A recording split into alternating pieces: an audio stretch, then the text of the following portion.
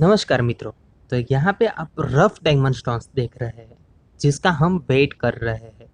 अभी डायमंड है उसका जो वेट आता है वो कैरेट के हिसाब से होता है। यहाँ पे आप देख सकते हैं कि सबसे पहले हमारे पास बाउल है, उसमें हम रफ डायमंड स्टोन्स डाल देते हैं। जो काटी है उसके वेटेज है वो फिक्स रहता है। इसका जो बाउल है उसका वेट तो हमने कर दिया है, उस हिसाब से वो काटी है इसमें जितने भी डायमंड स्टोन्स है उसको मेजर करेगा। हम देखते हैं इसका जो वेट है वो कितना होता है। यहाँ पे आपने देख लिया कि बाउल है वो हमने कम्प्लीटली भर दिया है, उसके बाद उसका हम वेट करते हैं। तो यहाँ पे आप देख सकते हैं उसका वेट अराउंड हो रहा है 2306 कैरेट, यानी कि 2306 कैरेट हमारे पास डायमंड्स है वो यहाँ पे स्टोन है। उसके बाद जो सैंड हमें दिखाता है वो सैंड है 28 समथिंग। तो ये डायमंड हो गए। तो डायमंड है उसका जो वेटेज है वो हम कैरेट के हिसाब से कर सकते हैं। यहाँ पे आप देख सकते हैं दूसरा हमारे पास पैकेट है, उसका हमने सारे का सारा वेटेज कर लिया है। यहाँ पे आप डायमंड स्टोन्स भी देख रहे हैं, उसमें हमने डायमंड है उसका असॉर्टमेंट कर दिया है और उसके बाद उसका जो वेट है वो करने के बाद वो डायमंड है वो सेलिंग करते हैं। डायमंड की जो प्राइस आपको मार्केट में मिलेगी वो भी पर कैरेट के हिसाब से ही मिलेगी। मान लीजिए ये डायमंड है वो 100 रुपीज़ पर कैरेट है, तो 100 रुपीज़ पर कैरेट के हिसाब से ही सेलिंग होते हैं। इसका जो मैन्युफैक्चरिंग होता है वो भी सिंगल डायमंड मैन्युफैक्चरिंग ही होता है। यहाँ पे आप देख सकते हैं सारी की सारी जो प्रोसेस है वो टेबल की प्रोसेस हो रही है।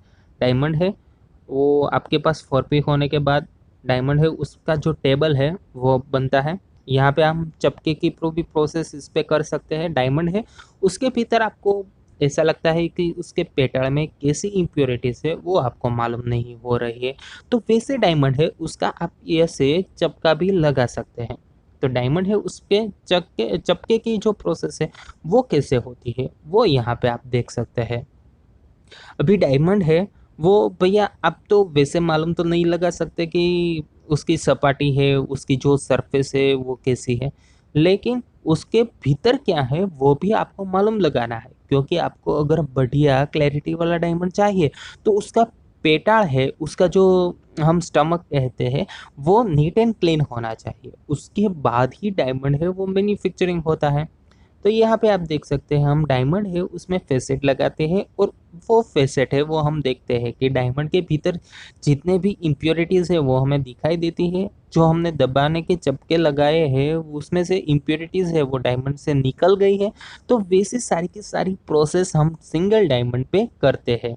तो यहाँ पे आप देख सकते हैं कि सारी की सारी प्रोसेस है वो कम्प्लीटली हो रही है। और डायमंड है वो सिंगल फेसेट के बाद हमें देखना है कि डायमंड में जो फेसेट है वो परफेक्ट है या नहीं है।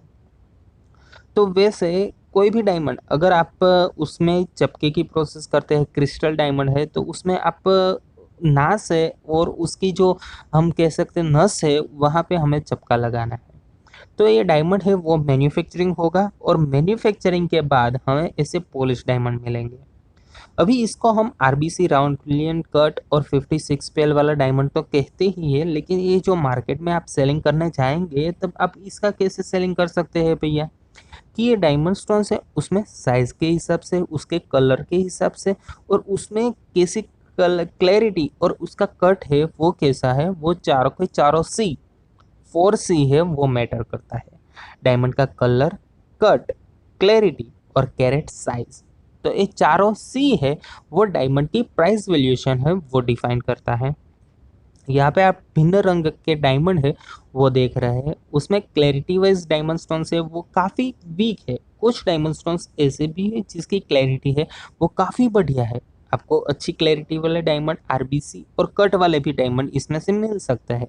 लेकिन ज़्यादातर डायमंड है उसमें क्या है कि उसमें जो इम्प्योरिटीज़ है उसका भैया प्रमाण है वो काफ़ी ज़्यादा है।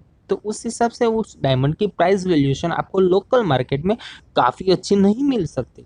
तो डायमंड आप बनाएंगे तब उसका क्लैरिटी वाइज और भैया उसकी साइज वाइज आपको डिपेंड रहना ही रहना है।